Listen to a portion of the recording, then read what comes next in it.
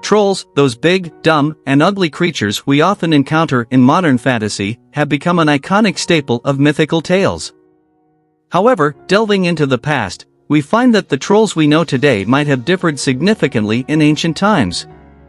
Join us as we embark on a captivating exploration of Norse mythology and Scandinavian folklore to uncover the history of trolls and their evolution over the ages. Hey, what are you doing?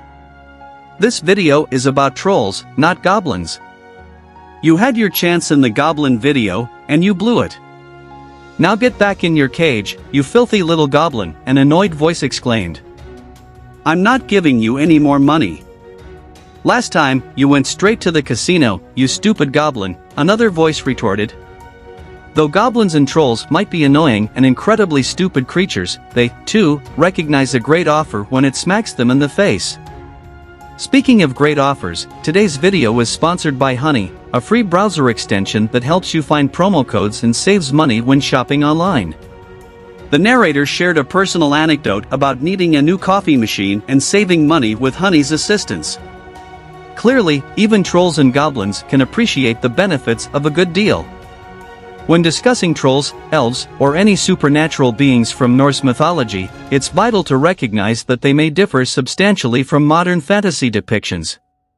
The early 20th century authors, like Robert E. Howard and J.R.R. Tolkien, significantly contributed to the way we perceive these mythical beings today. However, in ancient Norse sagas, the term troll or trollslager encompassed numerous supernatural entities, including ghosts and witches. The term was intentionally ambiguous, leaving room for imagination and interpretation. The comparison drawn to the boogeyman illustrates the troll's elusive nature. Much like the boogeyman, trolls had no fixed appearance but were associated with fear and terror. Moreover, waking a troll from slumber or sharing a meal with one was strictly forbidden, possibly hinting that trolls were outcasts, witches, or heretics who had been excommunicated from society. The initial attempts to define trolls in Norse mythology came much later, encompassing various beings, from giants, Jotna, and witches to individuals who were merely abnormally big or ugly. These creatures often resided within rocks, mountains, and caves, living in isolation, and interactions with them were always negative. Society perceived trolls as nuisances, having little to no value. As Scandinavian folklore evolved, trolls became more defined entities. They were depicted as ancient, colossal beings, with their immense strength being their most prominent asset.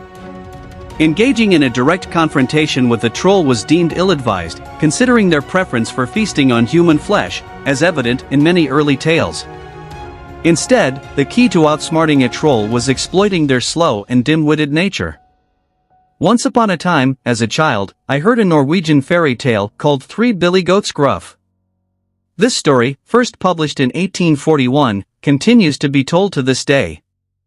It revolves around three billy goats attempting to cross a bridge. In the version I heard, the goats were brothers, although their relationship may vary in different versions.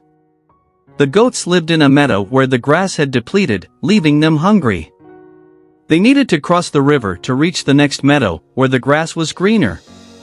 However, there was an evil troll living under the bridge who stood in their way. When the youngest brother attempted to cross, the troll threatened to devour him. However, the clever young goat outsmarted the troll by suggesting the troll should eat his bigger brother who was following behind. The troll agreed, allowing the smallest goat to pass safely. The middle brother employed the same strategy, convincing the troll to wait for the oldest brother who would be an even more satisfying meal. The troll fell for it again, and the middle brother passed safely. Finally, the eldest brother confronted the troll directly and used his strength to knock the troll off the bridge, never to be seen again. The three billy goats and all who used the bridge lived happily ever after. Tales of trolls kidnapping children, as we discussed when talking about goblins, also apply to trolls. Swedish author Helena Nieblom wrote a fairy tale called The Changeling, where a troll snatched a princess from her cradle and left his own child in her place. Both children grew up feeling unaccepted due to their differences. The human princess was repulsed by the troll's way of life, while the troll princess found the human way boring. When they came of age and needed to find husbands, they decided to escape and return to their respective homes. In the forest, they unknowingly passed each other, reuniting with their rightful families and finding the acceptance they desired. Illustrations of trolls suggest that they haven't always been depicted as large creatures.